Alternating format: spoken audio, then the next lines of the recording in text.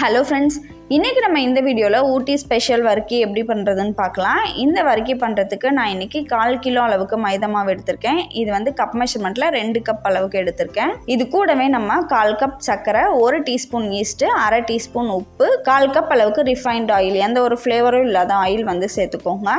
இப்போ இது எல்லாத்தையும் நல்லா போட்டு மிக்ஸ் பண்ணிக்கோங்க. இந்த மாவு வந்து இந்த எண்ணெயோடு சேர்ந்து நல்லா மிக்ஸ் ஆகிற அளவுக்கு மிக்ஸ் பண்ணிக்கோங்க. நான் வந்து இன்றைக்கி ஸ்டாண்ட் மிக்சரில் தான் பிசைஞ்சிருக்கேன். இந்த ஸ்டாண்ட் மிக்சர் பார்த்தீங்கன்னா அகாரோ பிராண்டில் இருந்து தான். இதோட பவர் பார்த்தீங்கன்னா 1400 வாட்ஸு. இந்த பவுலோட கெப்பாசிட்டி வந்து 5.5 லிட்டர். லிங்க் டிஸ்கிரிப்ஷனில் இருக்குது, வேணும்னா செக் பண்ணிக்கோங்க. இப்போ பாருங்கள், இந்த மாவோட இந்த எண்ணெய் வந்து நல்லா கம்பைன் ஆகிடுச்சு. இந்த சமயத்தில் நம்ம வந்து 1/4 கப் அளவுக்கு தண்ணி சேர்த்துக்கலாம். தண்ணி சேர்த்து இது வந்து நல்லா பிசைஞ்சுக்கோங்க. இப்போ பாருங்கள், இந்த மாவு வந்து கொஞ்சம் ட்ரையாக தான் இருக்குது. இது கூடவே நம்ம ஒரு டேபிள் ஸ்பூனாக இன்னும் கொஞ்சம் தண்ணி ஆட் பண்ணிக்கலாம். 1/4 கப்புக்கு மேலே நான் 4 டேபிள் ஸ்பூன் அளவுக்கு தண்ணி ஆட் பண்ணியிருக்கேன். ஒவ்வொரு மாவுக்கும் தண்ணியோட அளவு வந்து கொஞ்சம் மாறும். ஸோ அதுக்கு தகுந்த மாதிரி சேர்த்துக்கோங்க. உங்ககிட்ட ஸ்டாண்ட் மிக்சர் இல்லை அப்படின்னா நீங்கள் கையிலேயே நல்லா பிசைஞ்சிக்கலாம். இந்த மாவு பார்த்திங்கன்னா நம்ம பரோட்டா மாவு பிசைகிற மாதிரி நல்லா சாஃப்டாக பிசைஞ்சிக்கணும். இப்போ பாருங்கள், நம்மளோட மாவு வந்து ரெடி ஆகிடுச்சு. இப்போது இதுக்கு மேலே கொஞ்சமாக எண்ணெய் தடவி ஒரு பவுலில் போட்டு இதை மூடி வச்சிடலாம். இது வந்து ஒரு 2 மணி நேரத்துக்கு நல்லா ஊறட்டும். இப்போ பார்த்திங்கன்னா நம்ம இந்த மாவில் வந்து ஈஸ்ட் போட்டிருக்கிறதுனால இந்த மாவு வந்து நல்லா ரைஸ் ஆகி வந்துருச்சு. இந்த சமயத்தில் நம்ம திரும்பவும் இதை ஒரு டைம் நல்லா பிசைஞ்சிட்டு இதை நல்லா மெலிசாக தேய்ச்சி விட்டுக்கோங்க. இந்த மாதிரி நல்லா மெலிசாக தேய்ச்சி விட்ட பிறகு இதுக்கு மேலே நம்ம ஆயிலும் நெய்யும் அப்ளை பண்ண போகிறோம். இந்த வர்க்கி செய்கிறதுக்கு நம்ம பட்டர் வந்து யூஸ் பண்ணக்கூடாது, நெய் தான் யூஸ் பண்ணணும். ஏன்னு பார்த்திங்கன்னா பட்டரில் வந்து மாய்ஸ்சர் கண்டென்ட் இருக்கிறதுனால அந்த லேயர்ஸ் வந்து ஒன்றோட ஒன்று போய் ஒட்டிக்கும். ஆனால் நெய் யூஸ் பண்ணிங்க அப்படின்னா அந்த லேயர்ஸ் வந்து நமக்கு நல்லா ஃப்ளேக்கியாக கிடைக்கும். இந்த பவுலில் பார்த்திங்கன்னா நான் 5 டேபிள் ஸ்பூன் நெய்யும் 3 டேபிள் ஸ்பூன் எண்ணெயும் மிக்ஸ் பண்ணி வச்சுருக்கேன். இப்போது இதிலேருந்து ஒரு பாதி அளவுக்கு இந்த லேயர் மேலே நல்லா அப்ளை பண்ணிக்கோங்க. இதுக்கு மேலே 2 டேபிள் ஸ்பூன் மைதா மாவு, 2 table spoon custard powder, 2 table spoon சர்க்கரை, இது எல்லாத்தையும் நல்லா தூவி விட்டு நல்லா ஈவனாக ஸ்ப்ரெட் பண்ணி விட்டுக்கோங்க.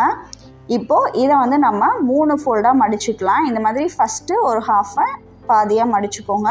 மீதி இருக்கிறத இது மேலே வந்து கவர் பண்ணி வச்சுக்கோங்க.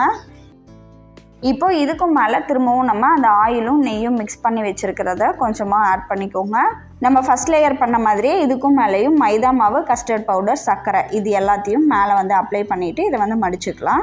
இதில் வந்து நீங்கள் கஸ்டர்ட் பவுடர் வந்து வேணும்னா சேர்த்துக்கலாம், அப்படி இல்லைன்னா ஸ்கிப் பண்ணிக்கோங்க.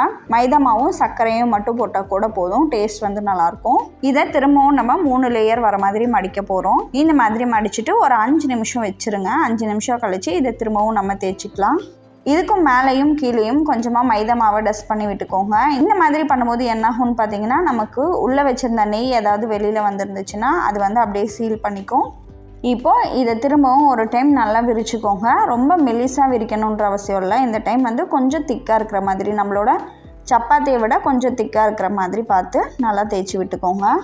இப்போ இதுக்கு மேலே நம்ம திரும்பவும் நெய், மைதா மாவு, கஸ்டர்ட் பவுடர், சர்க்கரை, இது எல்லாத்தையும் அப்ளை பண்ணிவிட்டு நம்ம வந்து வடிக்க போகிறோம். இந்த மாதிரி ஒரு 3 டைம் செஞ்சோம் அப்படின்னா நமக்கு வந்து லேயர்ஸ் வந்து ரொம்பவே சூப்பராக கிடைக்கும். இப்போ பார்த்திங்கன்னா நம்மளோட மாவு வந்து சூப்பராகவே லேயர் பண்ணிட்டோம். ஒரு 3 டைம்ஸ் இந்த மாதிரி பண்ணி எடுத்து வச்சுருக்கோம். இதை வந்து ஒரு 5லேருந்து 10 நிமிஷம் ரெஸ்ட் விட்டிங்க அப்படின்னா அந்த லேயர் வந்து நமக்கு அப்படியே ஃபார்ம் ஆகிடும். இப்போ தேய்க்கும் போது பார்த்திங்க அப்படின்னா நம்ம ரொம்ப மெலிசாக தேய்ச்சிடக்கூடாது, கொஞ்சம் மொத்தமாக இருக்கிற மாதிரி பார்த்துக்கோங்க. இது வந்து ரொம்ப ஃபோர்ஸ் பண்ணி அழுத்தம் கொடுத்து தேய்ச்சிட்டிங்க அப்படின்னா அது வந்து ஒன்றோட ஒன்று மெர்ஜ் ஆகிடும். அதனால கொஞ்சம் லைட்டாக தேய்ச்சிக்கோங்க. அதே மாதிரி கொஞ்சம் திக்காக இருக்கிற மாதிரி பார்த்துக்கோங்க.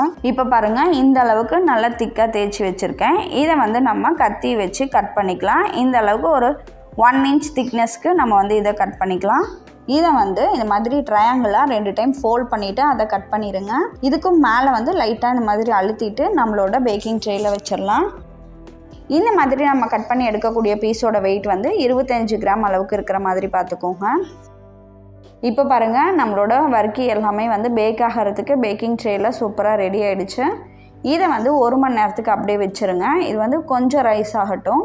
1 மணி நேரம் கழித்து இதை வந்து நம்ம பேக் பண்ணி எடுத்துடலாம். ஃபஸ்ட்டு வந்து 200 டிகிரி செல்சியஸில் ஒரு 5 நிமிஷம் பேக் பண்ணிக்கோங்க.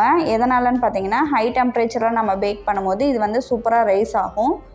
5 நிமிஷம் கழித்து இது வந்து 160 டிகிரி செல்சியஸில் நம்ம வந்து ஒரு 15 நிமிஷம் பேக் பண்ணிக்கலாம். இப்போ பாருங்கள், நம்மளோட வர்க்கி வந்து நல்லா ஆறிடுச்சு. ரொம்ப சூப்பராக கிறிஸ்பியாக வந்திருக்கு. இந்த வர்க்கியை நீங்களும் உங்கள் வீட்டில் ட்ரை பண்ணிவிட்டு உங்களோட ஃபீட்பேக்கை கமெண்ட்டில் சொல்லுங்கள். நன்றி.